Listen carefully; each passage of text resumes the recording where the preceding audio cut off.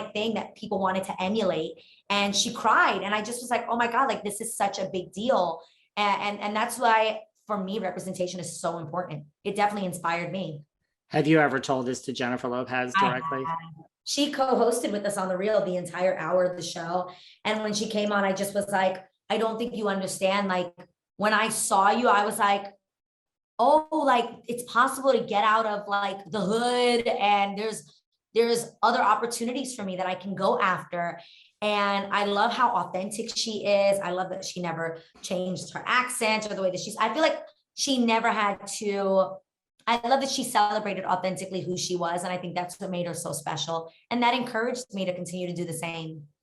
What about, is there anyone else like on the top of your co-host list? Like you've had like Jennifer, you've had Kathy Hilton. I mean, like, who do you think Michelle Obama, going to DC and interviewing Michelle Obama was like life-changing. Like we were like, this is amazing. And the craziest part about it was it didn't feel like we were interviewing Michelle Obama. It felt like we were interviewing someone that we've known our whole lives, who was just so warm and embracing. And just her conversation was, asking about how people's family members were. Oh my gosh, my daughter loved you in Cheetah Girls. Like it just felt so real.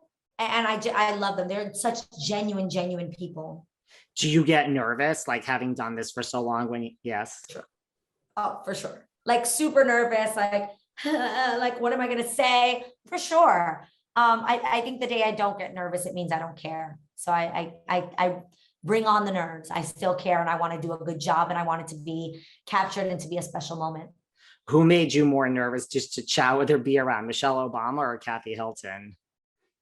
Michelle Obama, because I felt like, there's a certain respect and honor of speaking to the first lady versus like Kathy Hilton is fun. She's like hunky-dory. And I think we've seen Kathy in because of reality TV, we've seen like who she really is, and that she's so playful and fun that I was like, oh, I can have fun with her. Versus, the first lady, there is this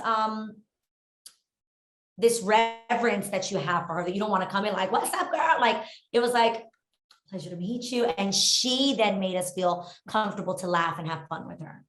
So right. I was definitely more for you go in like more of like the black, brown suit, like blue, like dark blue. Yes. Yeah. Speaking of reality TV, you broke my heart the last time you were here when I asked you if you would ever join Real Housewives of New York City. At that point, you were 100% Scarsdale. Israel's finger went up so quickly to wag before you even answered. No. So now that you're, back and forth, Garcelle. I just don't think I'd be good on the show because I'm not a fan of drama. So I wouldn't feed into it. Not only that, but my ass would be like, listen, this is your storyline because we're not doing this. Like I would totally ruin the show. Like I'd be like, this is stupid. What are we doing? Like, this is just dumb.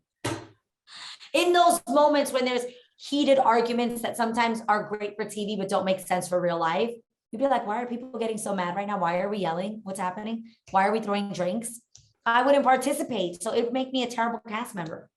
And the social media that gets intense. Yeah, I just don't think I'd be good at it. Do you go down that like social media rabbit hole? Like we all get it, like anyone that's doing anything. Like, does it affect you ever?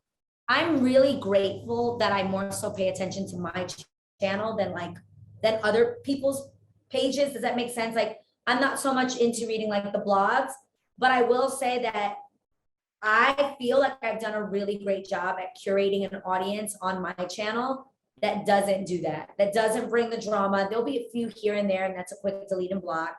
But for the most part, my followers are my actual fans that love me, support me, hear me out, and that even if there was an issue, like they'll bring it up, and like I know that I could even go in the DM with them and be like, oh my God, I'm so sorry, that was misunderstood, or whatever the case is. But I love that. I think I use social media the way it's supposed to be used, where it's like find your tribe and enjoy that ride. That just rhymed. That's so good. You need to put that out there. Like I don't post things that I think like, oh, my audience will like this. I post things that I genuinely like. And then if you like it, we're in this together. If not, go elsewhere.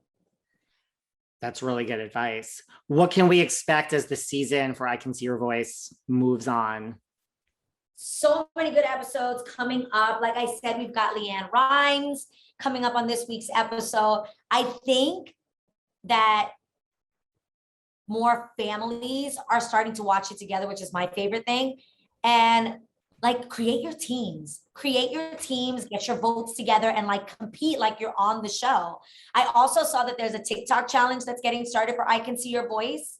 Really? TikTok challenge? No. Oh, it's so good. Okay. So it's actually Whitney Houston's I Will Always Love You. And they have the Whitney Houston voice singing. And it's somebody just kind of sitting there like this. So they're like, I hope life treats you kind, and I hope you have all you've dreamed of. And I wish you joy and have, but above all this, I wish you love, right? Love, right? And then the person just sits there and hears her sing and goes. And during that time of Whitney singing, you have to decide, can this person sing or not? Because once that beat drops, boom, they open their mouths and it just either is going to be amazing or terrible, but it's actually really funny. You can check it out on TikTok. I'm like getting chills just listening to this. Yeah. That's like amazing. Yeah, it's pretty cool. And of course they pick Whitney. Like, who, I mean, you either can sing Can or you do it can't. or can you not? I Can See Your Voice. It's I love the name of the song because it's so ironic because it's like I'm only seeing you and I have to guess if that's your voice. It's pretty great. It's such a good show. It needs to go on for many, So many good, seasons. yes. Tune in. It's great. And the reel is great. Anything else you want to cover that I didn't bring up? I always like to give people a chance at the end to bring up anything they would like. Thank you. We actually have a drop happening today for Valentine's Day of my jewelry collection. It's actually over there. And it's a new Valentine's Day collection that we just created. That's super fun. It's limited edition. You can head on over to shopxixi.com. It is my jewelry brand.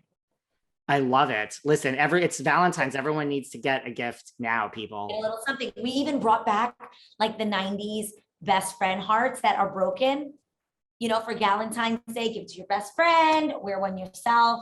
I know I had one of those with my best friend back in the day. So I was like, we've got to bring those back. I listened. You see, I'm getting excited by this too. Listen, anything 90s inspired, like all the vibes. I'm into it. I remember those broken hearts. So, you know, I'm going to have to go over there and get one. Where can everyone follow you that would like to, that doesn't already? Everyone, check me out on Instagram. It's at Adrienne Bailon, Adrienne, Adrienne, Bailon. And it's the same on Twitter. And that's all. I really appreciate you coming back again. This was great. Thank you. No, it's so much fun talking to you always. Thank you. Thank you.